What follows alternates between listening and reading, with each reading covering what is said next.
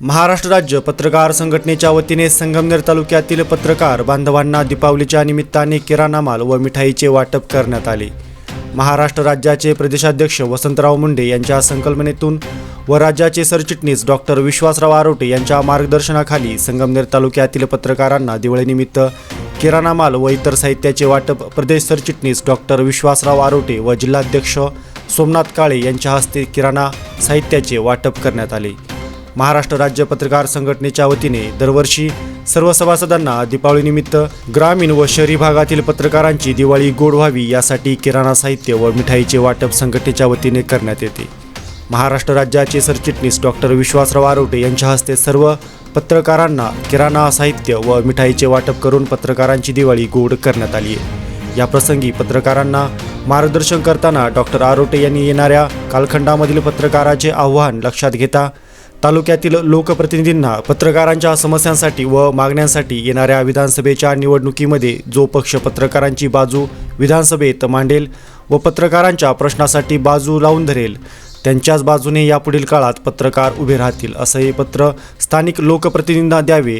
पत्रकार हा देखील मतांचा गठ्ठा असून सरकारने पत्रकारांच्या कुटुंबियांसाठी व त्यांच्या समस्यांकडे लक्ष द्यावे असे आवाहन डॉक्टर आरोटे यांनी केले।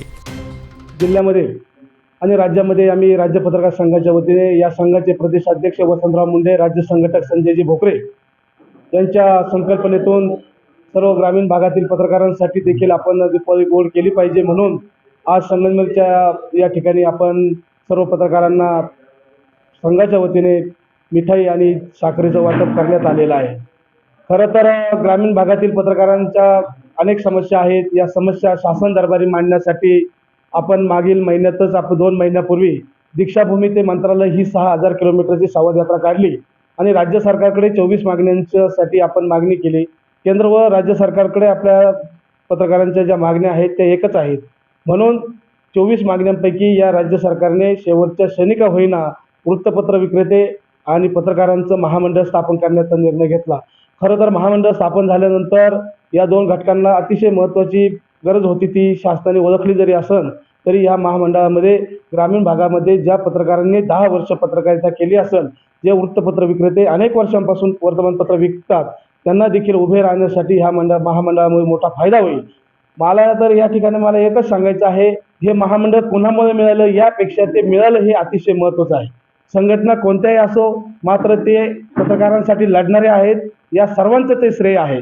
त्यामुळे मी या राज्य सरकारचं अभिनंदन करतो। या संघाचे प्रदेशाध्यक्ष वसंतराव मुंडे यांच्याकडे एक ग्रामीण भागातील पत्रकारांचं व्हिजन आहे आणि ते व्हिजन त्यांनी मध्ये औरंगाबाद अशा अनेक भागामध्ये गोलमेज परिषद घेतल्या।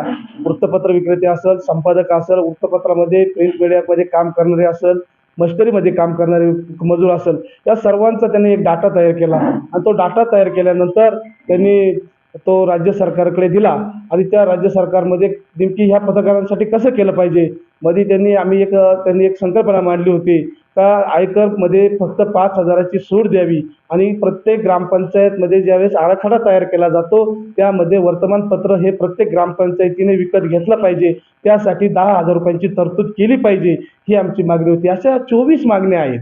त्या 24 मागण्यांपैकी 2 मागण्या जरी सरकारने केल्या असेल तरी 22 मागण्यांसाठी आम्ही राज्य पत्रकार संघाच्या माध्यमातून शेवटपर्यंत लढा देत राहू। मग यामध्ये आता आमच्या माहितीप्रमाणे विधानसभेच्या निवडणुका सुरू झालेल्या आहेत। राज्यातील आम्ही सर्व पदाधिकाऱ्यांना, सर्व पत्रकारांना सांगितलेलं आहे, जे कोणी ह्या निवडणुकीमध्ये उभे इच्छुक असतील, पत्रकारांचे प्रश्न विधानसभेत जे मांडतील त्यांनी आपल्या पत्रकारांनी देखील आता आपल्याकडे देखील एक गठ्ठा मतदान आहे असं लक्षात ठेवलं पाहिजे। एका पत्रकाराच्या मोबाईलमध्ये कमीत कमी 10,000 लोकांचे संपर्क असतात, म्हणून आम्हाला कोणाचे राजकीय याच्याशी घेणं देणं नाही, पण पत्रकारांचे प्रश्न देखील विधानसभेत मांडले पाहिजेत आणि जे इच्छुक उमेदवार असतील त्या इच्छुक उमेदवारांनी आमच्या पत्रकारांचे प्रश्न विधानसभेत मांडू, त्यांच्या जाहीरनाम्यात त्यांनी तसा आशावाद व्यक्त करावा आणि माझ्या राज्यातील सर्व पत्रकारांचे प्रश्न काय आर्थिकचे मोठे नाहीत। या सरकारने अधिस्वीकृतीधारक जे कार्ड आहेत त्यामध्ये मोठ्या प्रमाणात जाचकाठी लादलेले आहेत। ज्येष्ठ पत्रकार वय 60 झाल्यानंतर, निवृत्त झाल्यानंतर त्याला पेन्शन लगेच चालू झाली पाहिजे, मात्र माझा ज्येष्ठ पत्रकार त्या शासकीय माहिती कार्यालयात जाऊन अक्षरशः त्याचा मृत्यू होतो तरी त्या लोकांचं लक्ष जात नाही। अशा या बेडर अधिकाऱ्यांना जागा दाखवण्याची ही वेळ आलेली आहे. म्हणून सेवानिवृत्त झालेल्या कर्मचाऱ्याला 6 महिन्यात पेन्शन चालू होते, पण माझा 60 वर्षाचा पत्रकार अनेक वर्तमानपत्रामध्ये काम करून तो जेव्हा शासनाकडे 10,000चे मानधन मागण्यासाठी जातो, त्यावेळेस त्याला त्याच्या नियमांची मोठी यादीच दाखवली जाते आणि ती यादीची त्याला जोडणी करता करता त्याला शेवटी ज्या दैनिकात काम करतात ते दैनिकवाली सुद्धा त्याला ते कागदपत्र देत नाहीत. म्हणून हे अशा काही जाचकाठी आहेत. माझ्या ग्रामीण भागातील पत्रकार असेल, आधी स्वीकृतीधारक पत्रकार त्याला जे काढलं आहे ते फक्त काही वर्तमानपत्रांना फक्त 3 ते 4 असं त्याचं हे आहे.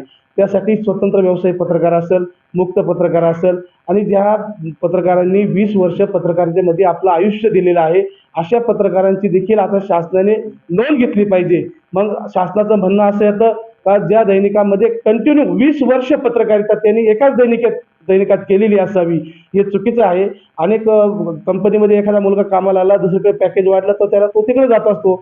मग आमच्या पत्रकारांनी एकाच वर्तमानपत्रामध्ये 20 वर्ष पत्रकारिता अशी काही करायची काही काम नाही. तो काही वर्ष जर एका दैनिकात असेल, काही वर्ष दुसऱ्या दैनिकात गेला, ती सेवा कंटिन्यू धरली पाहिजे, ही आमची मागणी आहे. म्हणून हे सर्व करत असताना विधान परिषदेमध्ये देखील पत्रकारांचा प्रतिनिधी असला पाहिजे. पण राजकीय लोक त्यांच्या लोकांचं पुनर्वसन करण्यासाठी पत्रकारांचा विसर पडतो. म्हणून मोठ्या सभागृहात आणि छोट्या सभागृहात देखील पत्रकारांचा प्रतिनिधी असायला पाहिजे. यासाठी देखील आता पत्रकारांनी जागा झालं पाहिजे. आपण पत्रकार आहोत, आपण संपादक आहोत, आपण मालक आहोत. या आविर्भावात राहिल्यामुळे या सरकारला देखील पत्रकारांकडे लक्ष देण्यास वेळ आहे का नाही, म्हणून आता पत्रकारांनी देखील दाखवून दिलं पाहिजे आम्ही देखील एक आहोत. आम्ही एकत्र झाल्यानंतर आमच्याकडे देखील, कारण ज्या गावात एक पत्रकार असल्यानंतर तिथली अर्थव्यवस्था, तिथली ग्रामपंचायत, सोसायटी, सर्व व्यवहार त्या गावातले सक्षमपणे चालतात. कारण ह्या गावात कोणतरी एक पत्रकार आहे, त्यामुळे ते गावातील कारभार अतिशय स्वच्छ पद्धतीने चालतो. म्हणून आज ग्रामीण भागामध्ये प्रत्येक गावात आपला एक पत्रकार आहे. म्हणून पत्रकारांकडे देखील मताची मोठा गट्टा आहे, त्याचा देखील या राजकीय नेत्यांनी विचार करावा. आमच्या पत्रकारांचे प्रश्न विधानसभेत मांडावेत, हीच आमची राज्य पत्रकार संघाची अपेक्षा आहे. जय हिंद.